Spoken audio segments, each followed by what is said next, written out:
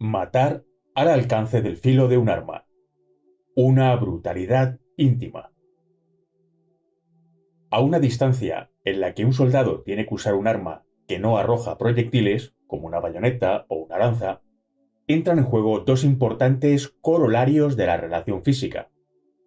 Primero, debemos reconocer que es psicológicamente más fácil matar con un arma afilada que permita un alcance alejado, y cada vez más difícil cuando el alcance se acorta.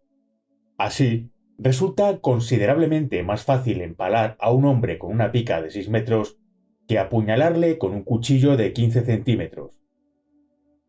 El alcance físico de las lanzas de las falanges griegas y macedonias ofrecía gran parte de la ventaja psicológica que permitió a Alejandro Magno conquistar el mundo conocido. La ventaja psicológica de una maraña de picas era tan poderosa que la falange fue recuperada en la Edad Media y empleada con éxito en la época de los caballeros montados. Al cabo, la falange solo fue sustituida con el advenimiento de la postura superior y de la ventaja psicológica que ofrecían las armas con proyectiles con pólvora. El segundo corolario de la relación de la distancia consiste en que es mucho más fácil atacar con un golpe que corte o raje que con uno que perfore. Perforar es penetrar, mientras que cortar supone obviar o negar el objetivo de penetrar en la esencia del enemigo.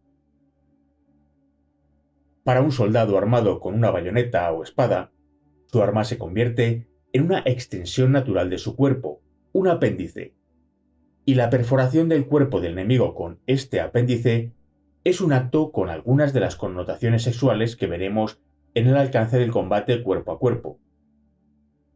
Estirar el brazo y penetrar la carne del enemigo y meter una porción de nosotros mismos en sus órganos vitales es profundamente similar al acto sexual, si bien de naturaleza letal, y por tanto nos resulta enormemente repulsivo.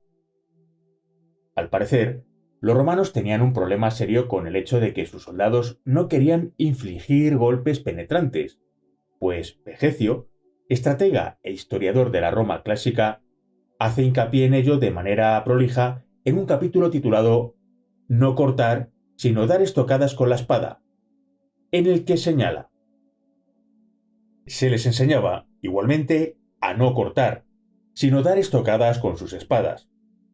Para los romanos no solo resultaba motivo de chanza quienes luchaban con el borde de tal arma, sino que constituían una fácil conquista. Un ataque con los filos, aun los hechos con mucha fuerza, raramente mata, pues las partes vitales del cuerpo están defendidas tanto por los huesos como por la armadura. Por el contrario, una estocada, con que penetre 5 centímetros, es generalmente fatal. Alcance de una bayoneta.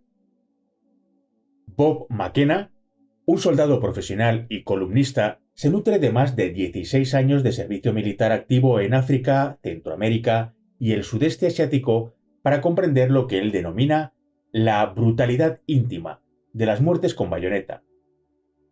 La idea del acero frío deslizándose por tus entrañas, señala McKenna, es más horrible y real que la idea de una bala que hiciera lo mismo, quizás porque puedes ver cómo llega el acero. Esta poderosa repugnancia a morir por un acero frío también puede observarse en unos soldados indios capturados tras el motín de los Cipayos de 1857, quienes pedían la bala cuando imploraban ser ejecutados con un disparo de rifle en vez de la bayoneta.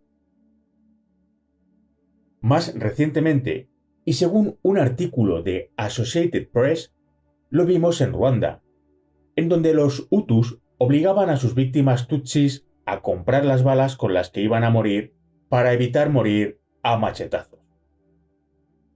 No solo es el que mata el que siente esta profunda repugnancia hacia la brutalidad íntima de la muerte por bayoneta. En su soberbio libro El rostro de la batalla, John Keegan realiza un estudio comparativo de la batalla de Agincourt, 1415, Waterloo, 1815, y la batalla del Somme, 1916. En su análisis de estas tres batallas en un periodo de 500 años, Keegan señala en repetidas ocasiones la ausencia de heridas de bayoneta causadas por los ataques masivos con bayonetas en Waterloo y la batalla del Somme. Keegan afirma que, tras Waterloo, hubo numerosos casos de heridas de espada y lanza que tuvieron que ser tratados, y algunas heridas de bayoneta, aunque éstas habían sido ocasionadas en general después de que el hombre estuviese ya herido. No hay pruebas de que en Waterloo los ejércitos hubiesen combatido a la bayoneta. Con la Primera Guerra Mundial, el combate con armas afiladas casi había desaparecido, y Keegan señala que en las batallas del Somme, las heridas causadas por armas afiladas fueron una fracción de un 1% de las heridas ocasionadas.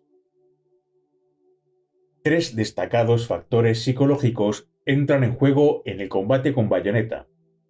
Primero, la inmensa mayoría de los soldados que se acercan al alcance de la bayoneta del enemigo emplean la culata de su arma u otra medida a su disposición para incapacitar o herir al enemigo en vez de traspasarlo.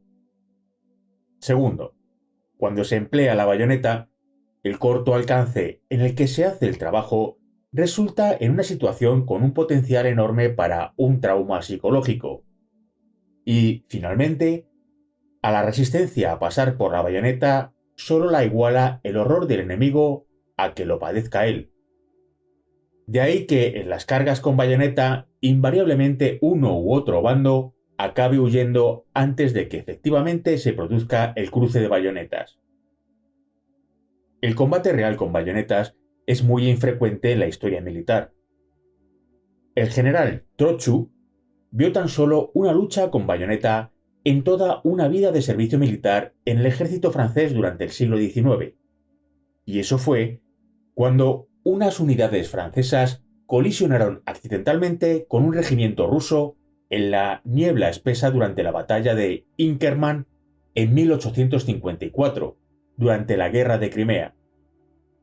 Y en estas infrecuentes batallas con bayoneta, las heridas causadas por esta arma aún lo eran más.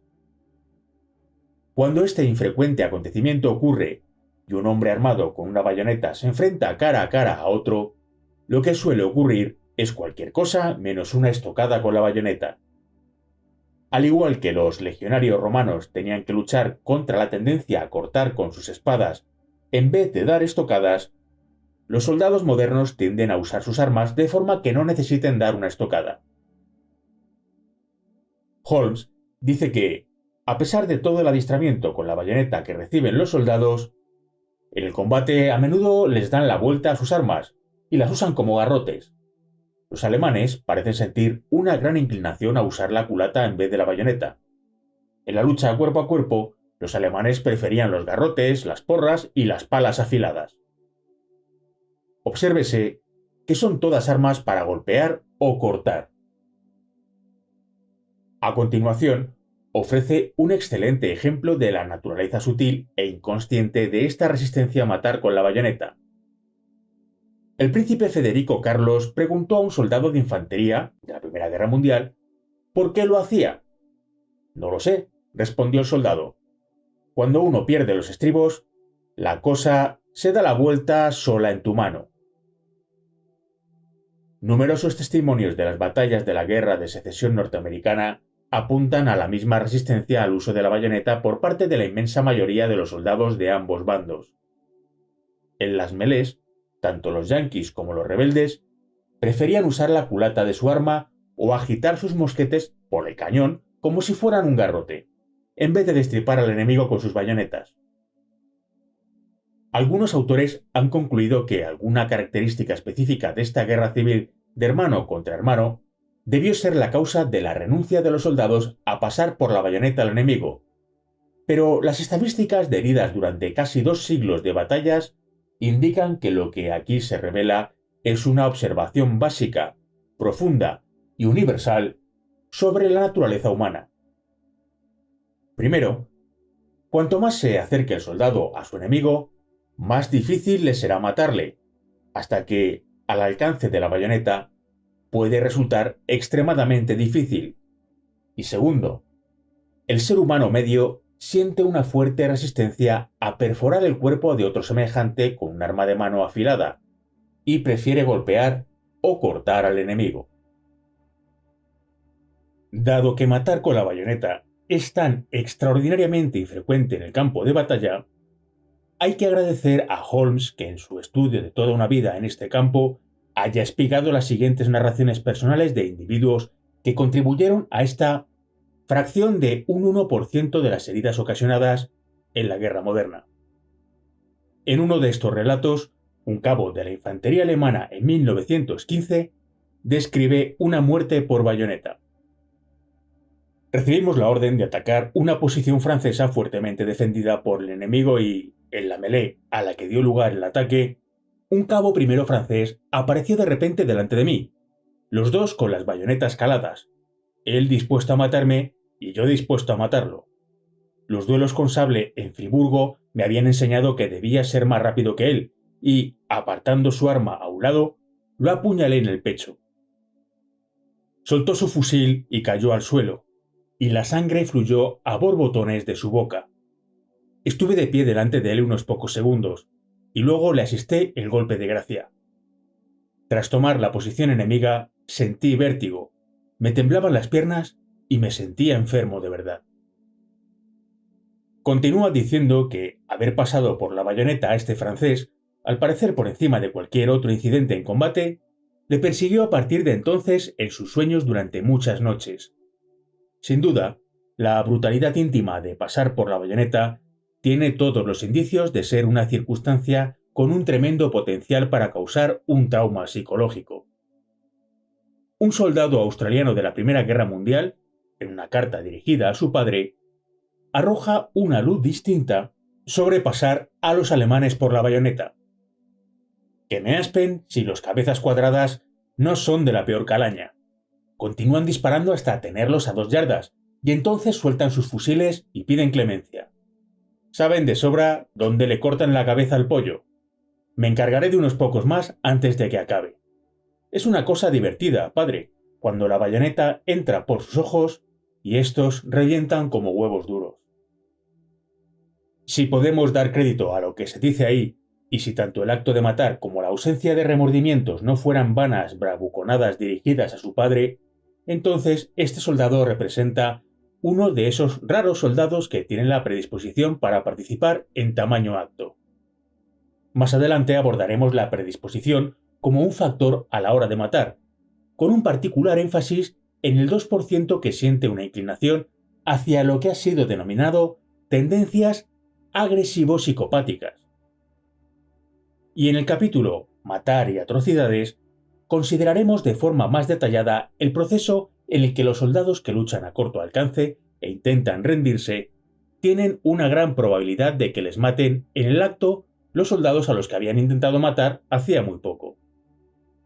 El propósito aquí es el de aprender sobre la naturaleza del acto de matar con armas afiladas, y sobre la naturaleza de aquellos que son capaces de matar de esta forma. Y, por lo que observamos, tiene que ser un individuo particular aquel que encuentra que esta actividad es una cosa divertida. Otro australiano, un veterano de la Primera Guerra Mundial, de la primera batalla de Gaza, quien al parecer no participó en ninguna muerte por bayoneta, describió la lucha con bayoneta como simplemente una matanza enloquecida, los gruñidos de la respiración, los dientes apretados y los ojos fijos del turco atacante, el sollozo a gritos cuando la bayoneta encontraba su destino. Aquí tenemos el combate en su forma más personal. Cuando un hombre pasa por la bayoneta a una persona que tiene enfrente, el sollozo a gritos, la sangre que fluye a borbotones de su boca y sus ojos que revientan como huevos duros, forman parte de los recuerdos que el que mata tendrá que llevar consigo para siempre. Esto es matar con armas afiladas, y no resulta sorprendente que sea tan extraordinariamente infrecuente en la guerra moderna. Podemos entender que el soldado medio sienta esta intensa resistencia a pasar por la bayoneta a su semejante, y que este acto solo sea superado por la resistencia a que le pasen a uno por la bayoneta. El horror a que lo pasen a uno por la bayoneta es intenso. Lord Moran dijo que, durante sus largos años de experiencia en las trincheras, La vez que tuvo una bayoneta a escasos centímetros de su barriga, me sentí más asustado que por cualquier proyectil. Y Eric Maria Remarque, en su libro Sin novedad en el frente, habla de un soldado alemán al que interceptaron con una bayoneta con el anverso trabajado en forma de sierra, y le dieron muerte de una forma brutal y lo dejaron como ejemplo para sus compañeros. Holmes nos dice que los alemanes, en las dos guerras mundiales, a los que se interceptaba con esta clase de armas, eran tratados de igual manera por parte de sus captores, pues les horrorizaba esta arma y pensaban que había sido diseñada adrede para causar un sufrimiento mayor. Los soldados que arrostrarían con valentía una lluvia de balas huirían sistemáticamente ante un individuo con un acero frío en sus manos.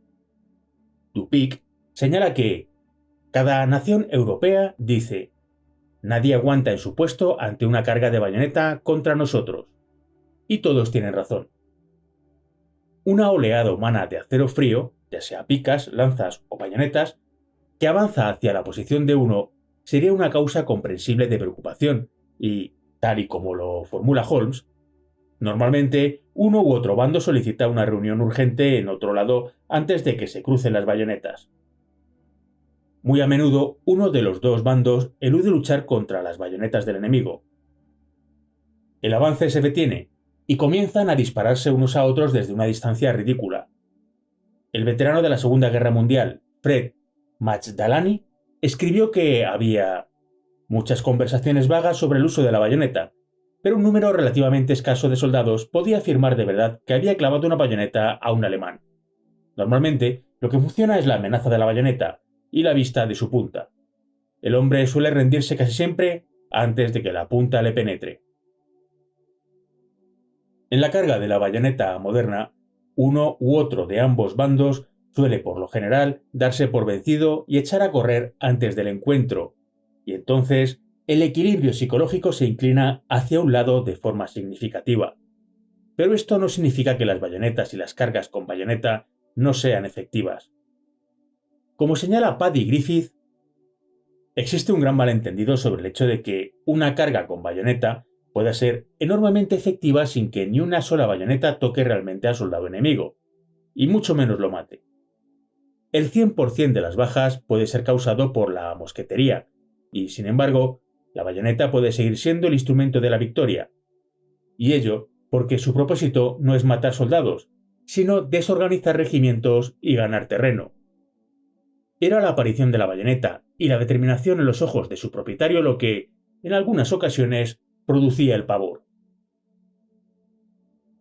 Las unidades con una historia y tradición de combate a muerte cuerpo a cuerpo inspiran un temor especial en el enemigo, pues aprovechan su aversión natural al odio que se manifiesta en esta determinación a participar en una agresión interpersonal a distancias cortas.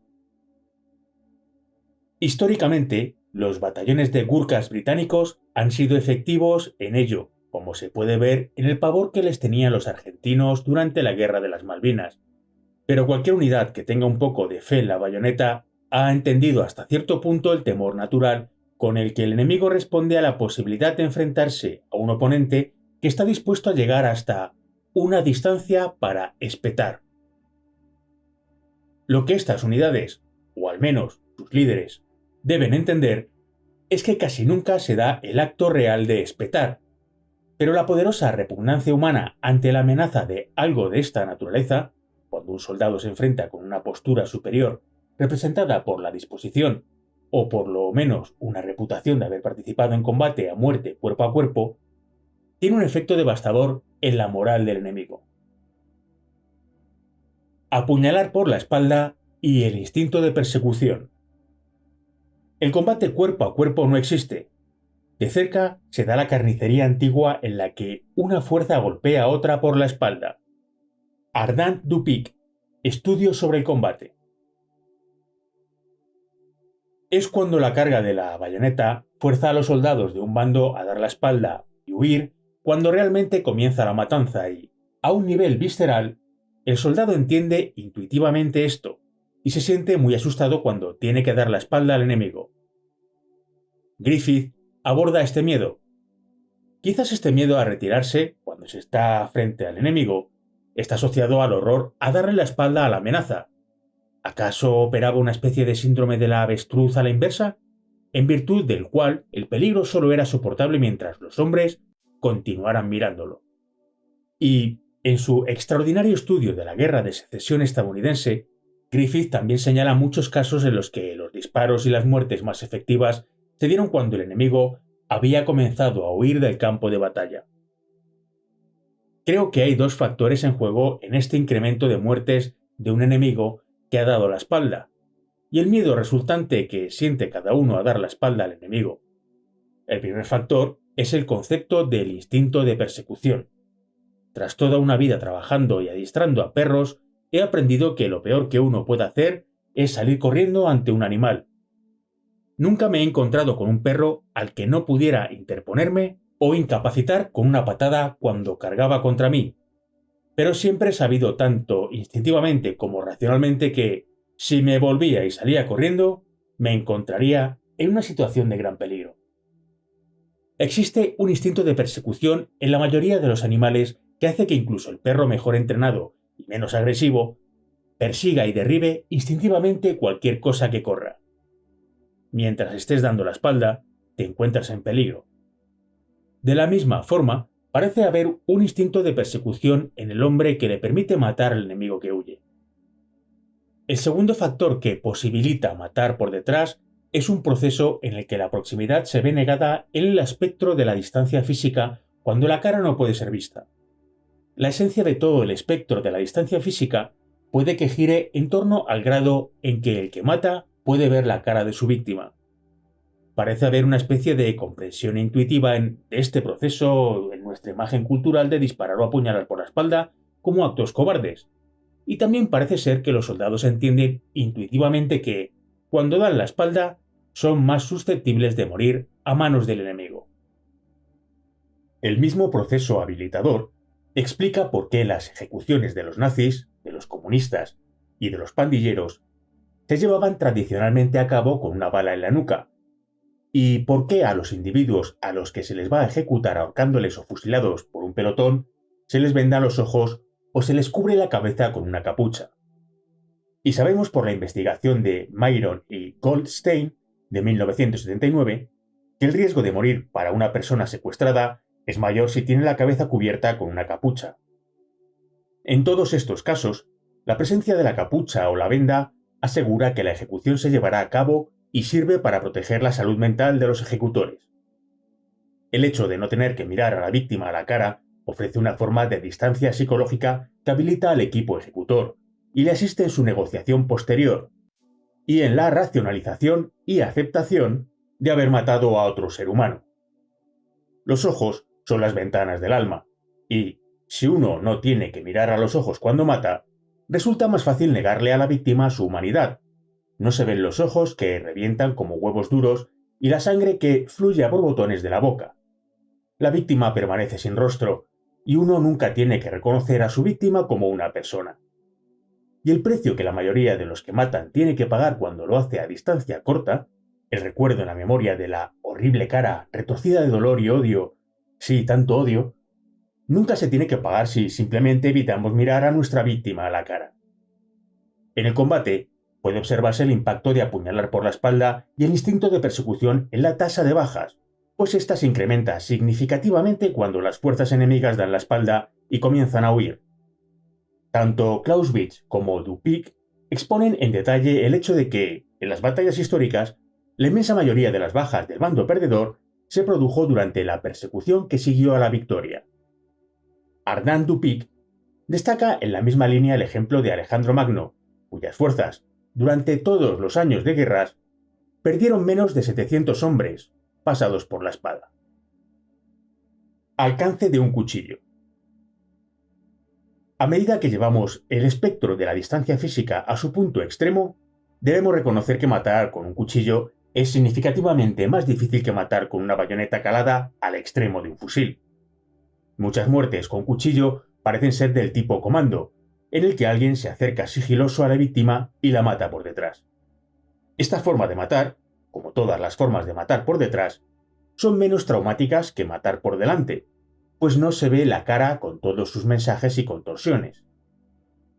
Pero lo que se siente con las sacudidas y temblores del cuerpo de la víctima y la sangre caliente y pegajosa que emana, y lo que se oye, es el último aliento que exhala como un silbido. El ejército de Estados Unidos, así como los ejércitos de muchas naciones, adiestra a sus rangers y boinas verdes para ejecutar una muerte a cuchillo entrando por la parte inferior de la espalda hasta llegar al riñón. Un ataque así resulta tan doloroso que su efecto es dejar a la víctima completamente paralizada mientras experimenta una muerte rápida. El resultado es una muerte extremadamente silenciosa. Este golpe al riñón resulta contrario a la inclinación natural de la mayor parte de los soldados, quienes, si es que alguna vez se han parado a pensar en el asunto, preferirían cortar la garganta mientras mantienen una mano sobre la boca de la víctima. Esta opción, si bien es psicológica y culturalmente más deseable, se trata de cortar y no de dar una estocada. Tiene menos potencial para el silencio, pues una garganta mal cortada es capaz de hacer un ruido considerable, y no siempre es fácil mantener una mano sobre la boca de alguien. La víctima también dispone de la capacidad de morder, y un sargento de artillería de los marines, que sirvió como instructor de combate cuerpo a cuerpo, me dijo que varias personas le contaron cómo acabaron cortándose la mano intentando cortar la garganta del enemigo en la oscuridad. Pero, de nuevo, comprobamos la preferencia natural por el corte en vez de la efectiva estocada o golpe penetrante. Holmes cuenta que, durante la Segunda Guerra Mundial, los franceses preferían los cuchillos y las dagas para el trabajo cuerpo a cuerpo. Sin embargo, la conclusión de Keegan sobre la llamativa ausencia de este tipo de heridas es que pocos de estos cuchillos fueron efectivamente utilizados. De hecho, los relatos en los que se emplean cuchillos en el combate moderno son extremadamente raros, y las muertes con cuchillo, salvo para silenciar a los centinelas por detrás, son casi inexistentes. El relato personal de una muerte con cuchillo que sí he podido obtener fruto de mis entrevistas es el de un hombre que sirvió en la infantería en el Pacífico durante la Segunda Guerra Mundial. Estaba dispuesto a hablar de las muchas veces que había matado, pero fue la muerte con cuchillo lo que provocó que tuviera pesadillas mucho tiempo después de que la guerra hubiera terminado. Una noche, un soldado enemigo se introdujo en su hoyo de protección, y durante el forcejeo consiguió sujetar al soldado japonés, que era más menudo, y le cortó la garganta. El horror asociado con haber sujetado al hombre, sentir cómo se resistía y verle desangrarse hasta morir, es algo que a duras penas puede tolerar a día de hoy.